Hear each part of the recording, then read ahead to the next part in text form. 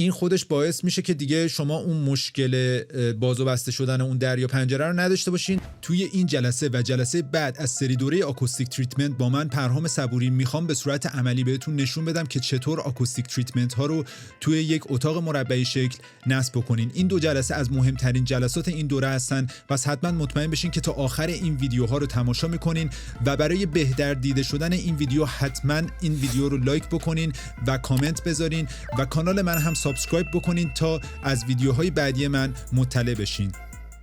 رفتار فرکانس‌های مختلف صدا که توی جلسات اول دقیقاً ما تعریف کلی از فرکانس صوتی رو بهتون گفتیم و در مورد طیف فرکانسی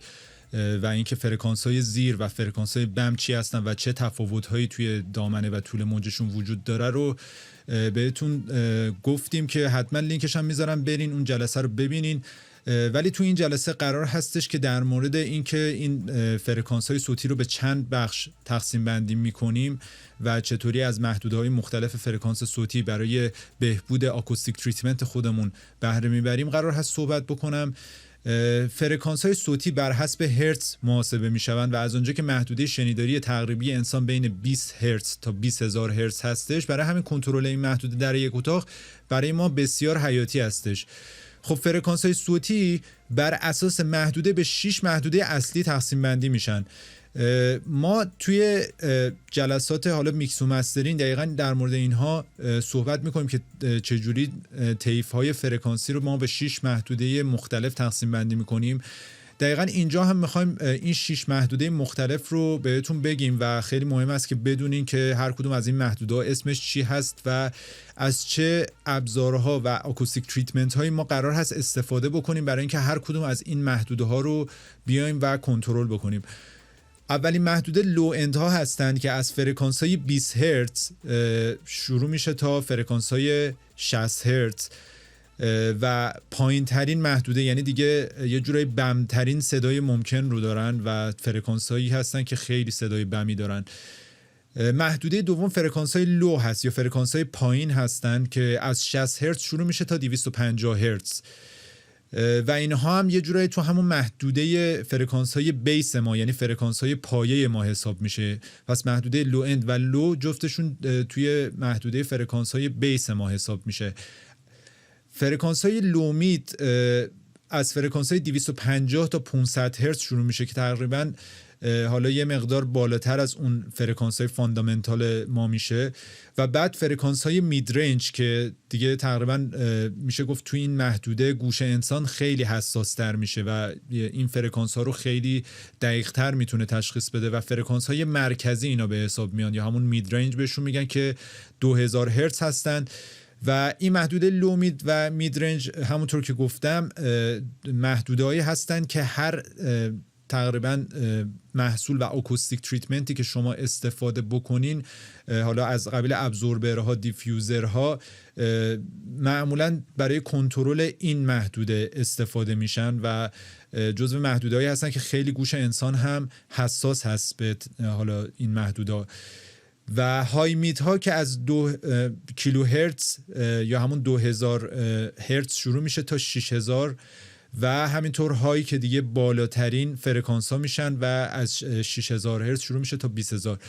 این محدوده فرکانسی رو فعلا تا این حد شما نیاز هست یاد بگیرین، ولی خب در ادامه ما بهتون میگیم که هر کدوم از این محدوده فرکانسی رو چجوری باید با استفاده از پنل های آکوستیک بیاین و توی یک محیط بسته توی یک اتاق کنترل بکنین. خب تفاوت‌های اصلی بین فرکانس‌های لو و های. فرکانس‌های لو طول موج بلندتری دارن که این رو تو جلسات اول بهتون گفتم. همینطور که می‌بینین طول موجی که فرکانس‌های لو دارن با طول موج فرکانس‌های های متفاوته و معمولاً طول موج اینها بلندتره. فرکانس‌های لو دامنه بیشتری نسبت به فرکانس‌های های دارن که دقیقاً تو دامنه هم همین موضوع صادق هستش. شنیدن تغییرات گام در فرکانس‌های لو برای گوش ما بسیار سخت‌تر از فرکانس‌های های هست. این یعنی شما اگر مثلا گام حالا هر مثلا موزیک خودتون یه موزیک یه ترکی داری مثلا گامش رو یه مقدار بالاتر که میبرین، معمولا فرکانس های لوش هم یه مقدار بهتر ممکنه شنیده بشن، ولی وقتی میارین مثلا پیچ یا گامش رو در اصطلاح پایین، اون تغییرات گام توی فرکانس های بیس منظورمون کلا فرکانس های بیس هست صرفا. توی فرکانس های بیس خیلی تغییرات گام سخت‌تر شنیده میشه تا فرکانس های بالا. فرکانس های لو معمولا صداهای شبیه به لرزش، انفجار، رعد و برق، زلزله دارن. یعنی این صداهای فرکانس های لو اصلا خود همین صداهای طبیعی مثل صدای انفجار، مثلا رعد و برق، مثل زلزله، خب اینها خودشون به قول معروف توی همون محدوده فرکانسی زیر 300 هرتز رخ میده. یعنی بیشتر فرکانس ها و بدنه اصلیشون زیر 300 هرتز هست که تو اسلاید قبلی بهتون گفتم. و دقیقاً فرکانس های های هم همونطور که حالا توی اسلایدهای بعدی بهتون میگیم، اونها هم مثلا شامل صداهای خیلی تیز میشه. اگه بخوایم صدای طبیعی مثلا بگیم، مثلا صدای سوت، مثلا یه صدای خیلی تیزه، مثلا یه صدایی حساب میشه که توی فرکانس های های هست. کنترل فرکانس های لو در یک فضای بسته به مراتب سخت‌تره که این واقعا توی آکوستیک تریتمنت برای ما یه چالش از کنترل بیس، به خصوص برای کسایی که اسپیکرهای با ساب بزرگتر از 5 اینچ دارن و ساب خیلی زیادی دارن. فرکانس های لوشون به مراتب کنترلش سخت‌تر هستش و کلا این قضیه توی فرکانس های لو صادق هستش که شما باید از ابزوربرهای با دانسیته بالاتر استفاده بکنین و فرکانس های لو در کنج‌های یک اتاق معمولاً به دلیل طول موج زیاد تشدید میشن که بهتونم گفتم سکنجی‌ها دقیقاً نقاطی از اتاق هستن که فرکانس ها رو تقویت میکنن و وقتی حالا فرکانس های لو هم با سکنجی‌ها برخورد میکنه صداش چند برابر میشه و این قضیه برای ما خیلی مهم هست که آکوستیک سکنجی‌هامون رو حتما توی اولویت بذاریم. و شنیدن فرکانس های لو به تنهایی در یک محیط بسته موجب تپش قلب، ایجاد ترس و استرس میشه که حالا اینم ممکنه برای یه سری اتفاق بیفته. بزرگترین چالش در کنترل فرکانس های لو در گوشه ها و کنج های یک اتاق هست که در اثر برخورد این فرکانس ها با کنج تقویت سیگنالی شدید رخ میدهد که در نهایت منجر به بیش از حد بلند شنیده شدن فرکانس های لو میشه که بهتون دقیقاً گفتم که سکنجی ها باعث تشدید فرکانس میشه. یعنی اگر این سکنجی ها رو ما آکوستیک نکنیم، به خصوص توی فرکانس های لو و پایین ما به شدت تقویت سیگنالی داریم و صدا چند برابر میشه. نیاز است برای کنترل اینها از ابزوربرهای با دانسیته بالا به منظور جذب تا حد ممکن در کنج‌ها استفاده کنیم که نمونه اینها چی هست؟ بیس ترپ ها هستن که بهتون توی اسلاید های قبلی، یعنی توی جلسات قبل گفتم که حتما لینکش هم میذارم ببینین. و اینا هم نمونه‌هایی از بیس ترپ ها هستن. البته مدل‌های مختلفی داره ولی خب اینا نمونه‌هایی از بیس ترپ ها هستن که از ابزوربرها به حساب میان و معمولاً هم ابزوربرهای با دانسیته بالا هستن. اگر تا اینجای ویدیو رو دوست داشتی حتما این ویدیو رو لایک کن که به بهتر دیده شدن اون توی یوتیوب کمک بکنی و فراموش نکن که کانال من هم حتما سابسکرایب بکنی. خب حالا قرار هستش که ما بهتون یک راه حل کلی بگیم که بیاین و یک اتاق مربعی شه که معمولاً توی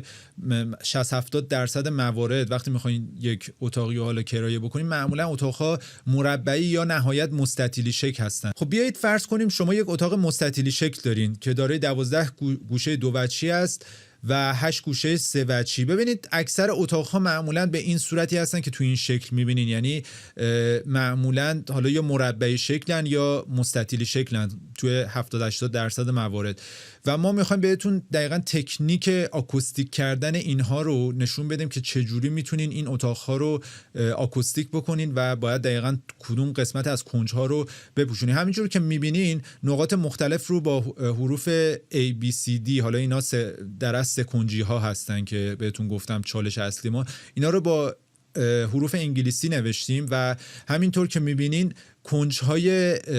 حالا در اصطلاح به اینا میگن کنجهای قدرت، یعنی نقاط قدرت اتاق در اصطلاح بهشون میگن. اینها رو ما با اعداد 1 2 3 4 نشون دادیم و همینطور کنج‌هایی که حالا نزدیک سقف یا کف هستن که اینا هم با اعداد 5 و 6 و 7 و 8 و 9 10 11 12 اینا رو نشون دادیم و میخوایم ببینیم که دقیقاً توی یک اتاق با این ابعاد و با این شکل چجوری میتونیم آکوستیک تریتمنت رو انجام بدیم. خب همینطور که میبینین در ساده ترین حالت ممکن ما میایم و توی نقاط قدرت و سکنجی هامون رو با استفاده از بیس ترپ از پایین از کف اتاق تا سقف به این صورت بیس ترپ نصب میکنیم که این دیگه ساده ترین حالت ممکن هست برای کنترل فرکانس هایی که بین 60 تا 300 هرتز هستن که همون فرکانس های لو ما حساب میشه. ولی قضیه به این راحتی ها نیست، چون توی اکثر اتاق هایی که ما داریم معمولاً یا پرتی وجود داره یا دری چیزی پنجره‌ای داره از حالا این گوشه ها و کنجی‌های اتاق که قرار هست باز و بسته بشه، دری اونجا قرار داره و ما نیاز داریم که حتما این کنج ها رو یک ترفند خاصی براش بزنیم که در ادامه حتما اینها رو هم ما مد نظر خودمون خواهیم داشت. ولی ساده ترین شکل ممکنش همین صورت هستش. خب حالا برای اینکه ما بخوایم آکوستیک تریتمنتمون رو برای نقاطی که حالا یه مقدار سقفشون بلندتر، معمولا از 2.6 بلندتر هستش، همون ارتفاع 2.6 که حالت استاندارد هست، ما باید بیایم نقاط کنج، یعنی نقاطی هم که این بالا هست رو با استفاده از بیس ترپ به این صورت بپوشونیم. به خصوص اگر اسپیکرهامون دقیقاً توی این ناحیه و منطقه قرار داره، بهتره بالای اسپیکرها رو بیایم با استفاده از بیس ترپ بپوشونیم. ولی باز هم یک استراتژی دیگه که میتونیم به کار ببریم این هستش که بیایم و دقیقاً به این صورت توی ناحیه‌های دو وجهی خودمون همینطور که می‌بینین این قسمت‌ها رو بیس ترپ بپوشونیم و دیگه کف رو لازم نیست بپوشونیم. دلیلش هم بهتون تو جلسات قبل گفتم که بهتره که کلاً پنل‌های خودمون رو در سطح و ارتفاع منبع صوتیمون بچینیم. همینطور که می‌بینیم منبع صوتی ما الان توی این ارتفاع قرار داره. خب عقلانی هم نیست به اون صورت که بخوایم دقیقاً کل کنج اتاق‌ها رو با استفاده از بیس ترپ بپوشونیم و میتونیم از این روش هم استفاده بکنیم. اگر میتونین شما به این صورت بچسبونین، میتونین حالا مثلا این قسمت‌ها رو با حالا 2 تا مثلا بیس ترپ بچسبونین و اینجاها هم حالا شما به این صورت با استفاده از بیس ترپ به صورت کامل بپوشونین. همونطور که گفتم سکونجی‌ها خیلی مهم هستن و این مشکلی هم که بهتون گفتم که اگر در یا پنجره از گوشه‌های اتاق قرار باشه که باز و بسته بشه، این رو توی این اسلاید میتونیم به راحتی ببینیم که چیدمان بیس ترپ ها رو ما میتونیم اگر در صورتی که حالا این گوشه‌های اتاق در یا پنجره قرار هست باز و بسته بشه یا پرتی وجود داره که حالا یه مقدار سخت هست گذاشتن بیس ترپ ها، شما تنها کاری که کافیه بکنید اینه که این نقاط بالایی اتاقتون رو از هر دو طرف به این صورت، یعنی به صورت کامل بیاین و بیس ترپ قرار بدین و این خودش باعث میشه که دیگه شما اون مشکل باز و بسته شدن اون در یا پنجره رو نداشته باشین و همینطور هم حالا توی استفاده از بیس ترپ هاتون ممکنه تا حدی صرفه جویی بشه. ولی اینا رو ما باید به صورت به جای اینکه به صورت عمودی بذاریم به صورت کاملا افقی باید قرار بدیم، یعنی اینها رو به این صورت توی یعنی این قسمت سکونجی که بهتون گفتم دقیقاً نقاطی هست که بیس خیلی تشدید میشه، تا این قسمت سکونجی این سمت باید به صورت کامل بپوشونین که اون مشکلی که بهتون گفتم یه موقع توی این اتاق به وجود نیاد. خب ما تا اینجا در مورد اتاقایی که سقف استاندارد دارن و خیلی بلند نیستن اومدیم حالا استراتژی‌های مختلف رو بهتون گفتیم. ولی اگر یه مقدار سقف اتاقتون بلندتر از اون حد عادی باشه و نتونین که کل این کنج‌ها رو با استفاده از بیس ترپ بپوشونین، یکی از راه‌هایی که حالا میتونه کارآمد باشه اینه که شما بیاین و دقیقاً کنج‌های قدرتی که حالا توی نواحی اطراف اسپیکرهاتون هستن رو به این صورت از بالا تا پایین بپوشونین. ولی این قسمت‌هایی که همینطور که می‌بینین نقاطی که به سقف یعنی با سقف در ارتباط هستن رو میتونین به صورت کامل دور تا دورش رو با استفاده از بیس ترپ بپوشونین که تا حد خیلی زیادی میتونین کنترل فرکانس‌های لوتون رو توی این اتاق در دست بگیرین. ولی این استراتژی رو فقط در صورتی بهتون پیشنهاد میکنم که ارتفاع سقفتون زیاد هست و اتاق عریضی دارین، یعنی اتاق‌های بزرگی دارین و ارتفاع سقفشون هم زیاد هست و همینطور ممکن هستش که توی این قسمت یعنی این نقاط در یا پنجره‌ای وجود داشته باشه یا مشکلی باشه که نتونین مثلا بیس ترپ هاتون رو نصب بکنین و حالت استانداردش همون مدلی هستش که حالا من توی اسلایدهای قبلی بهتون آموزش دادم، یعنی توی اسلاید اول و دوم اون سیستمی که پیاده سازی می‌کنی خب برای اکثر اتاق‌ها کارآمد هست. ولی در صورتی که اتاق شما این مشکلات رو داره و عریض هست و سقف بلندی هم داره، این استراتژی هم میتونه تا حدی کارآمد باشه. حالا ما چیدمان بیس ترپ خودمون رو استراتژیشو اول بهتون یعنی نشون دادم باید چی کار بکنیم، ولی قبل از همه این کارها بهتر هستش که بیاین و با استفاده از این تکنیک‌ها و با استفاده از این تست هایی که قرار هست بهتون آموزش بدم چه جوری هم هستن، بیاین و اتاق خودتون رو اول تست بکنین، ببینین آیا نیاز هستش که مثلا توی اون نقاطی که حالا به عنوان نقاط قدرت یا سکونجی ها هستن بیس ترپ رو قرار بدین یا نه. شما برای پیدا کردن اون نقاط داغ و نقاطی که ممکن هست فرکانس بیس تشدید بشه میتونین با استفاده از میکروفون آزمایشی و نرم افزار اندازه‌گیری روم EQ ویزارد بیاین و این کار رو توی اتاق خودتون این تست رو انجام بدین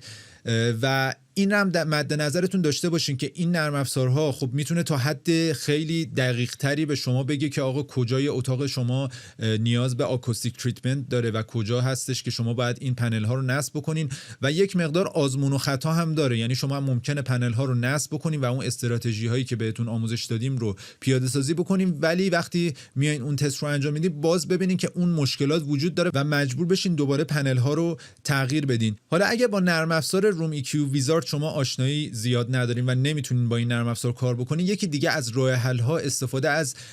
پینک نویز هستش که یک فایل MP3 که من حتما این رو توی سایت بیت سرام قرار میدم و لینکش هم توی قسمت کپشن این ویدیو حتما میذارم. و کاری که شما قرار هست بکنین اینه که این فایل MP3 پینک نویز رو در حالی که دارین روی سیستم مانیتورینگ خودتون اجرا میکنین توی اون اتاق شروع به قدم زدن بکنین و نقاطی که اون صدای حالا خیلی شدید فرکانس های بیس رو حس میکنیم، به خصوص تو نقاط کنج معمولا این اتفاق میفته، گوشتون رو دقیق به عنوان حالا یک مرجع بذارین و ببینین که آیا اون نقاط صدای این حالا قررش یا همون فرکانس لو بیشتر میشه یا کمتره. اگر میبینین بیشتر شد توی اون نقاط بدونین که اون قسمت ها از اتاقتون تراکم فرکانس های بیس بیشتر هست و نیاز به نصب بیس ترپ توی اون نقاط دارین و این میتونه تا حدی بهتون کمک بکنه که بتونین اون نقاط قدرت یا نقاطی که فرکانس های لو تجمع بیشتری دارن رو با استفاده از این پینک نویز تشخیص بدین. و یکی دیگه از روش های دیگه هم استفاده از SPL متر هست که گاهی اوقات دسیبل متر هم نامیده میشه و من دیدم حالا توی سایت های مختلف مثل حالا سایت دیجیکالا اینها رو میفروشه و شما اگه میخواین دقیق تر و حساب شده تر عمل بکنین میتونید از این SPL متر هم استفاده بکنین که حالا SPL همون مخفف ساوند پرشر لول یا سطح فشار صدا هستش که ما فشار صدا رو هم دقیقاً توی جلسات قبل بهتون آموزش دادیم که میتونید برید ببینید. و این SPL متر دقیقاً به شما میتونه عدد خیلی دقیقی بگه که چجوری شما کدوم نقاطتون نیاز داره که فرکانس های بیس رو بیشتر کنترل بکنین و از بیس ترپ ها بیشتر استفاده بکنین. کلپینگ به معنی دست زدن هست و یکی از ساده ترین تست ها برای چک کردن آکوستیک تریتمنت ها یا همون سنجیدن میزان آکوستیک شدن یک اتاق هست بعد از اینکه شما آکوستیک تریتمنت رو انجام میدید. و این تست دقت بکنین برای فرکانس های مید رنج جواب میده و اون حالا نصب بیس ترپ ها و اینها این تست اصلا جوابگو نیست. و اگر میخواین شما حالا پنل های ابزوربر و دیفیوزر رو نصب کنین که حالا در ادامه بهتون میگم نصب پنل ها روی دیوار رو قرار هست بهتون آموزش بدم، این تست میتونه تا حد خیلی زیادی بهتون کمک بکنه و خیلی هم ساده است و شما تنها کاری که کافی بکنین اینه که بیاین توی مرکز اون اتاق یا وسط اون اتاق وایسین و شروع به دست زدن بکنین. اول به صورت آهسته دست بزنین و بعد هی این شدت دست زدنتون رو بیشتر بکنین و معمولا هر چقدر محکمتر شما کف میزنین معمولا اون توی اتاق‌هایی که به خصوص مشکلات آکوستیکیشون شدیدتر هستش اون صدای کشش دست زدنتون یا همون دیکی که به همراه داره رو بیشتر می‌بینین، یعنی رفلکت های بیشتری داره و خودتون دقیقاً متوجه میشین. اگر توی اتاق حرکت بکنین و همچنان به دست زدن ادامه بدین دقیقاً متوجه میشین کدوم نقاط اتاق رفلکت های بیشتری داره و اون نقاط رو باید برای آکوستیک تریتمنت و نصب ابزوربرها که در ادامه بهتون میگم توی اولویت خودتون قرار بدین. البته باز هم تست های دقیق تر دیگه هست غیر از تست کلپینگ که ما توی جلسات دیگه میخوایم به این تست های دیگه هم اشاره بکنیم. خب به پایان این جلسه رسیدیم. توی جلسات بعد قرار هستش در مورد نصب پنل های ابزوربر و همچنین پیدا کردن نقاط آینه با استفاده از تکنیک آینه صحبت بکنیم. اگر از یوتیوب دارین میبینین حتما کانال من رو سابسکرایب کنین و زنگوله کنارش رو فعال بکنین و برای حمایت از من و دلگرمی دادن به من حتما توی کامنت ها برای من نظراتتون رو بنویسین.